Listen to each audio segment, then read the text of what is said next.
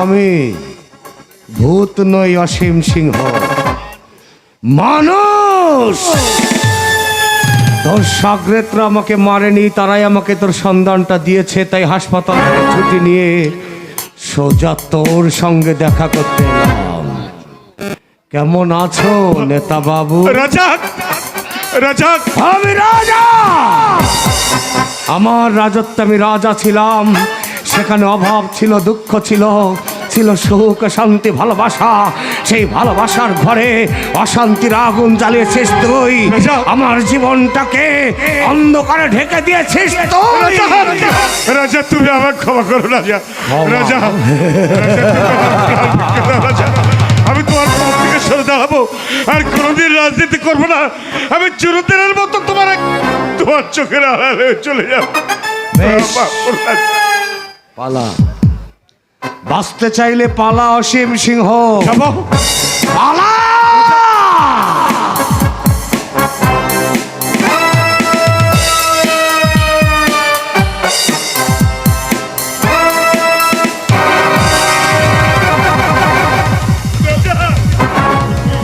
সালা, তোর তো দেখছি পায়েরও ঠিক নেই। হ্যাঁ, উঠে আয়, উঠে আয়,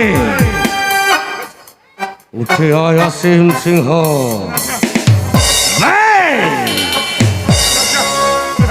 বলেছিলি না শেষ দেখা হবে? শেষ দেখা, শেষ দেখা।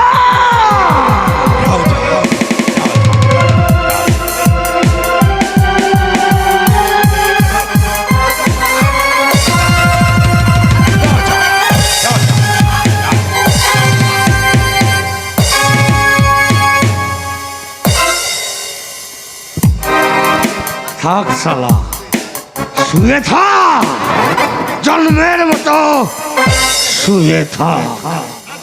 রাজা, কি দেখছেন দারোগা বাবু? অবাক বিস্ময়ে আমার দিকে তাকিয়ে কি দেখছেন? কর্তব্য করুন, খুনি আপনার সামনে।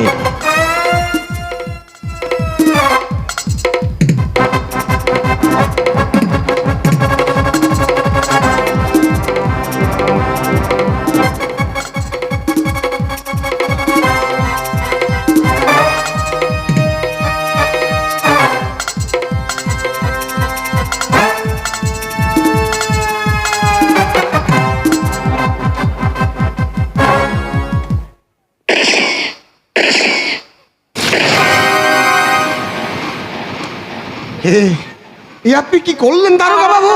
কর্তব্য করলাম। কর্তব্য? হ্যাঁ, তুমি যাও, হাসপাতাল থেকে ছাড়া পেয়েছো, তুমি বাড়ি ফিরে যাও। পুলিশের সঙ্গে লড়াই করতে গিয়ে পুলিশের গুলিতে মারা গেছে অসীম সিংহ। তোমার কোনো কথা শুনতে আমি রাজি নই। গৌতম, স্যার। এই লাশটা নিয়ে এসো। ঠিক আছে স্যার।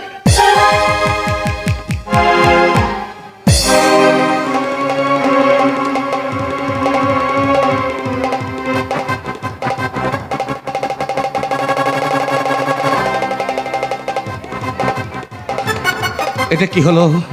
খুন করলাম আমি, অথচ খুনের অপরাধ দারোগা বাবু কেন নিজের কাঁধে নিলেন? তাহলে কি সাথীর কথা ভেবে? আমি কি করলাম? কেন সেদিন এত বড় ভুল আমি করলাম? না না, যে ভুল আমি সেদিন করেছি, সেই ভুলকে ফুল হয়ে ফোটাবার জন্যে আমার মায়ের পা দুটো জড়িয়ে ধরে বলবো, মা গো, তোমার আদেশ তুমি প্রত্যাহার করে ঘরের লক্ষ্মীকে আবার তুমি ঘরে ফিরিয়ে আনো, মা গো, ঘরে ফিরিয়ে আনো।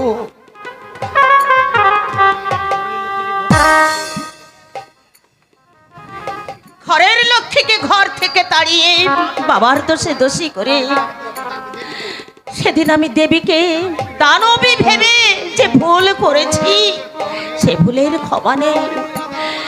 আমারই ভুলে আমার রাজার আর জীবন ছন্ন ছাড়া। জানি না কেমন আছে আমার বৌমা, কোথায় আছে গাছের পাগলা গারদে দাদা? राजा बेटा दिमाग गड़बड़ हो गया, वो जा चाय तुम भी ताई करो। बहुमनी के ফিরিয়ে আনবো দাদা, আমার বৌমাকে আমি ফিরিয়ে আনবো।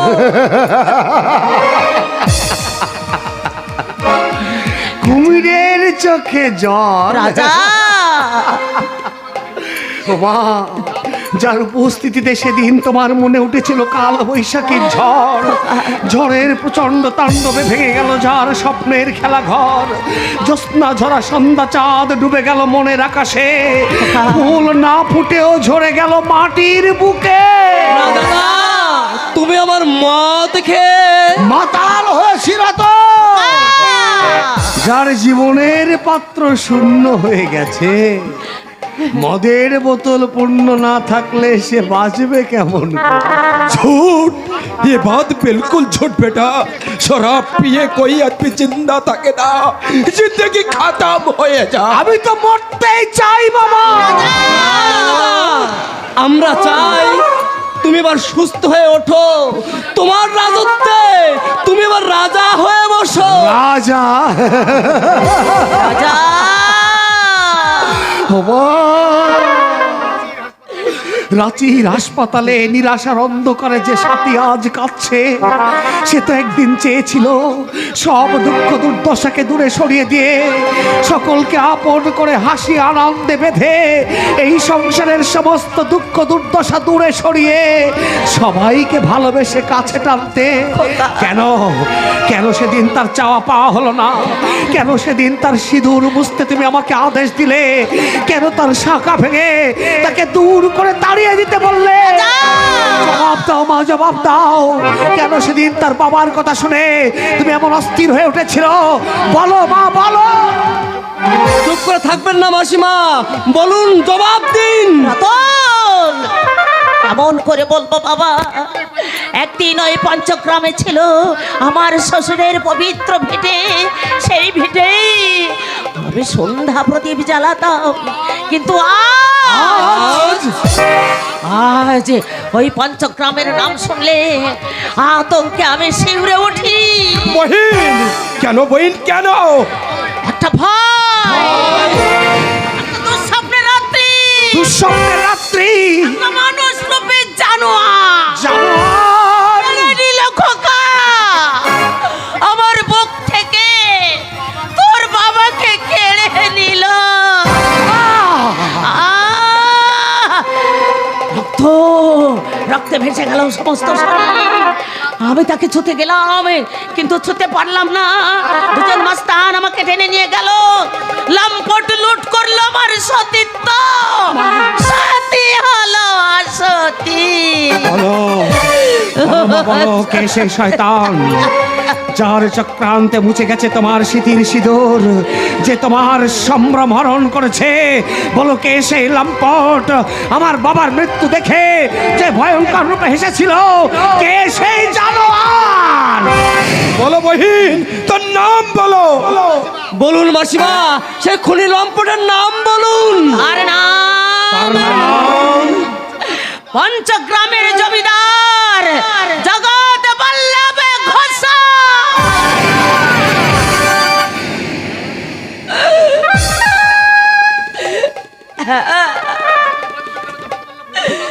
আরে গোকা, তাই তো সেদিন ওই পঞ্চগ্রামের নাম শুনে, জগৎ বল্লভ ঘোষালের নাম শুনে ভয়ঙ্কর ভয়ে আমি আঁতকে উঠেছিলাম। তার মেয়ে সাথীকে দেখে পুত্রবধূ বলে আমি স্বীকার করতে পারিনি। প্রতিহিংসায় অন্ধ হয়ে তার মেয়ের স্মৃতির সিঁদুর আমি মুছতে তোকে আদেশ দিয়েছিলাম, বলেছিলাম হাতের শাখা ভেঙে দিতে। খুন করব যে আমার বাবার খুনি, যে আমার মায়ের সম্ভ্রম হরণকারী, সেই শয়তানকে আমি কিছুতেই সুখে থাকতে দেব না। তার তাজা রক্ত দুহাতে মেখে আমি হাসব প্রতিশোধের হাসি। সেখানে এসে লুকিয়ে থাকুক, মাটির তলা থেকে তুলে এনে তার কলিজাটা ছিঁড়ে এনে আমার মায়ের পায়ে দিয়ে আমি মুছে দেব আমার মায়ের সারা জীবনের গ্লানি। রাজা জগৎ বল্লভ ঘোষা! রাজা! পিছু রেখে রাজা তাকে ফেরাতে পারবেন না মাসিমা, রতন! ফেরাতে পারবেন না। আমিও চললাম রাজাদার সঙ্গে মাসিমা, ওই রাজাদার দাদা, ওরা যে চলে গেল। घबरा मत बहन, मद्दारी चाहे तो क्या होता है, वही होता है जो मंजूरे खुदा होता है। দাদা, এতদিন যে কথা আমি লুকিয়ে রেখেছিলাম আমার মনের গভীরে, আজ সে কথা বলে দিয়ে আমাকে ভুল করেছি। ওরা জগৎ বল্লভ ঘোষালকে চেনে না, ও হচ্ছে ঘুমন্ত সিংহ। টাকার চোরে দু চোখ এখন ওর হু হু করে চলে। এখনো অনেক অপরাধ, অনেক পাপ সে করে চলেছে। না না, আমিও যাব সেই অভিশপ্ত পঞ্চগ্রামে। আমিও গিয়ে দাঁড়াবো সেই শয়তানের মুখোমুখি।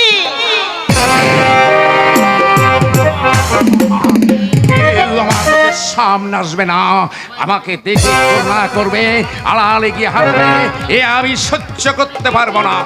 আমি পাপী, পাপের চিহ্ন আমার সর্বাঙ্গে, অস্থি মজ্জার মধ্যে আগুন জ্বলছে। ভীষণ যন্ত্রণা, অঙ্গ প্রত্যঙ্গগুলো সব খসে যাচ্ছে। কি তোমরা কারা? চুপি চুপি কি বলছো কুষ্ঠ? হ্যাঁ, আবির সাজা আমার সারা দেহে কুষ্ঠ হয়ে ফুটে রয়েছে, তার জ্বালায় কি হে তুমি রুক্ষকেশ মলিন বেশ কঙ্কাল সার দেহ নিয়ে এখানে এসেছো কেন? কেন কেন তুমি উন্মাদিনীর মতো হাসছো? থামাও তোমার হাসি, চিনতে আমি তোমায় পেরেছি। তুমি মাধবী। প্রতিশোধ নিতে কাকে সঙ্গে করে নিয়ে গেছো? একে তোমার ছেলে। সেদিনে সেই ছোট্ট শিশু আজ যুবক হয়ে, না না, আমায় মেনো না, আমায় মেনো না, আমায় বাঁচাও, আমায় বাঁচাও। জগৎ বল্লভ ঘোষা! কে তুমি আমায় মারতে গেছো? না না, আমায় মেরো না। আমি যা করেছি অন্যায়, ভুল, অপরাধ। তোমার অপরাধের বোঝা আমায় কেন বয়ে নিয়ে বেড়াতে হবে জগৎ বল্লভ ঘোষাল? তুমি কে? আমি রাজা। আমি এসেছি তোমার পাপের প্রায়শ্চিত্ত করতে। প্রায়শ্চিত্ত? তুমি আমার বাবাকে খুন করেছো, আমার মায়ের দেহে তুমি কলঙ্কের কালি ঢেলে দিয়েছো, তোমার বন্ধপুত্র অসীম সিংহকে দিয়ে আমার জীবন মাটি করতে অনেক খেলা খেলেছো। তাই আজ আমি একটু খেলতে চাই জগৎ বল্লভ। তুমি আমায় মেরো না, আমার কথা শোনো। তুমি সেদিন আমার বাবার কথা শুনেছিলে আমার মায়ের কাতর আর্তনাদ। একবারও কি ভেবেছিলে যার জীবনটাকে তুমি এমনি ভাবে নষ্ট করে দিচ্ছ, সে কেমন করে এই সমাজের বুকে মাথা উঁচু করে দাঁড়াবে? স্বীকার করছি, সেদিন আমি যা করেছি তা ভুল, অন্যায়। তাহলে আজ আমার অন্যায় করতে বাধা কোথায়? তুমি আমি রাজা। আমি খুন হওয়া বাবার কলঙ্কিনী মায়ের সন্তান। আমার বাবাকে তুমি যেমনি ভাবে তিলে তিলে জব্দ করে মেরেছ, তেমনি আমি তোমাকে যন্ত্রণা দিয়ে মারবো। আমার মা সারা জীবন যেমন তিলে তিলে যন্ত্রণা ভোগ করছে, তেমনি যন্ত্রণা দিয়ে আমি তোমাকে শেষ করব। না না, আমায় মেরো না, আমায় মেরো না, আমায় মেরো না। আমি তোমায় মারব না জগৎ বল্লভ। মারলেই তো সব ফুরিয়ে গেল। পাপের সাজা পারা হয়ে যখন তোমার সারা দেহে ফুটে উঠেছে, তখন ওই ভগবানের দেওয়া অভিশাপের বোঝা নিয়ে তুমি তিলে তিলে যন্ত্রণা ভোগ করে মরো। রাজা, রাজা, জানি আমার সঙ্গে তুমি কথা বলবে না, তবে এসে যখন পড়েছ একটু অপেক্ষা করো, আমার কিছু বলার আছে। আপনার কোনো কথা শুনতে আমি বাধ্য নই অফিসার। পুলিশ অফিসারের কথা না শুনলেও আমার কথা তোমাকে শুনতে হবে বাবা রাজা। আপনি অনেক আশা নিয়ে যে কথাটা বলবো বলে আমি এসেছি, কি সেই কথা? আমার মা মোরা মেয়ে সাথীর মনের মুকুল কেন ঝরে যাবে? কেন কেন তার মনের বনে আসবে না মধুর বসন্ত? কেন যে কুড়ি ফুল হয়ে ফুটতে চেয়েছিল সে ফুল হয়ে না ফুটে পাপড়ি মেলার আগে মাটির বুকে ঝরে যাবে? বলো বলো কি তার অপরাধ? এই তার অপরাধ আমাকে জিজ্ঞাসা না করে জিজ্ঞাসা করুন তার এই বাবাকে। বিচার করছি, ভগবানের বিচারে শাস্তিও পেয়েছি, এখন মৃত্যুই আমার একমাত্র মুক্তি। গোসাল জানি না দুর্গাচরণ, মুক্তি পাবার আগে আমার সাথীমাকে সুখী দেখতে পাবো। পাবেন গো বাবু, পাবেন। দিদিমণি নিয়ে ছোটদা বাবু এসে গেছে। কেষ্ট, এ তুই কি বলছিস? আমার সাথে মা এসে গেছে, আমার সাথে। এ কি বাবা রাজা, আনন্দের এই মুহূর্তে তুমি চললে কোথায় বাবা? কোথায় যাব, কেন যাব, সেই প্রশ্নের উত্তর দিতে আমি কিন্তু বাধ্য নই। অমন কথা বলনি গো জামাই বাবু, অমন কথা বলনি। আমার দিদিমণি কাঁদি কাঁদি পাগল হয়েছে শুধু আপনার জন্যে। আপনি তারা আর কাঁদাবেনি। হ্যাঁ, কাঁদবে, কাঁদতে হবে। জামাই বাবু, অবুঝ না হয়ে অতীতের ঘটনা মন থেকে মুছে বর্তমানে যা হতে চলেছে তুমি তা মেনে নাও ভাই। সাথীরও দুঃখ দূর হবে, তুমিও খুশি হবে। এত কিছুর পর আবার তাকে মেনে নেওয়া আমার পক্ষে কিছুতেই সম্ভব নয়। আমাদের সকলের অনুরোধ, রাখতে পারবো না। সাথীর ভালোবাসা, সাথীর ঘর আমাদের স্বপ্ন। সাথীর আশা আকাঙ্ক্ষা, জানি না, জানি না, জানি না। তোমার চলার পথে আমাকে তুমি সঙ্গে নেবে না? তোমার অন্ধকার ঘরে আমাকে আলো জ্বালাবার অধিকার দেবে না? মায়ের পদসেবার সুযোগ কি আমি পাবো না? আমি হ্যাঁ, তুমি তোমার সব। তুমি আমার ইহকাল, আমার পরকাল, আমার জীবনের আরাধ্য দেবতা।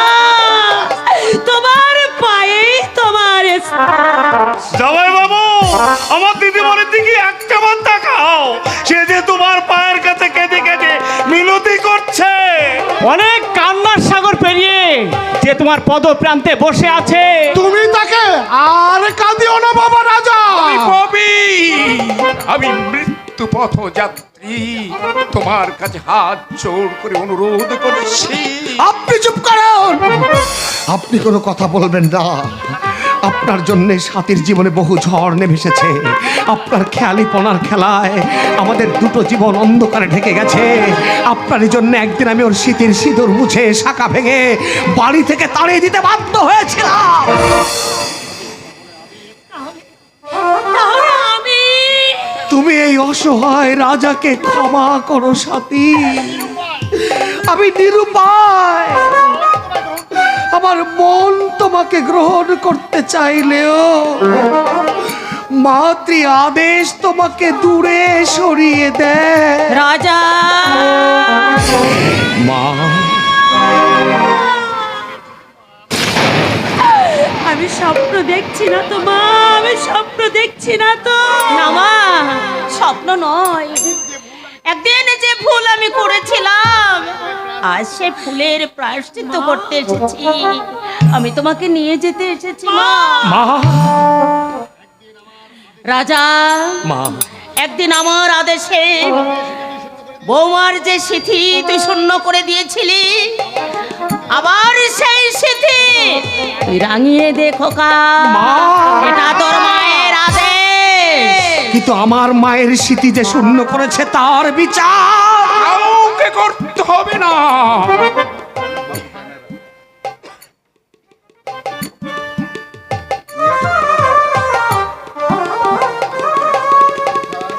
বৌঠান, আমি পাপী, পাপের সাজা ঈশ্বর আমায় দিয়েছেন।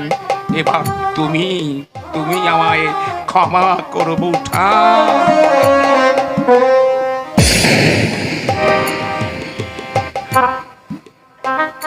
রাজা, আমি যখন ওর অপরাধ ক্ষমা করতে পেরেছি তখন তুই তোর মনের দ্বিধা দ্বন্দ্ব মুছে বৌমার সিঁথিতে তুই সিঁদুর পরা বাবা। হ্যাঁ, তোমার মায়ের সামনে আমার এই হতভাগী বোনের কপালে তুমি সিঁদুর পরিয়ে দাও রাজা ভাই। বেশ, এসো তবে ব্রতচারিণী, সীতা সাবিত্রী অহল্যার দেশের মেয়ে তুমি। তোমার ব্রত দীর্ঘ প্রতীক্ষায় আজ সফল হয়েছে, তাই আর দেরি নয়, কাছে এসো। সকলের সামনে আবার আমি তোমায় ফিরিয়ে দিলাম তোমার জীবন থেকে হারিয়ে যাওয়া 7 পাকের সিঁদুর।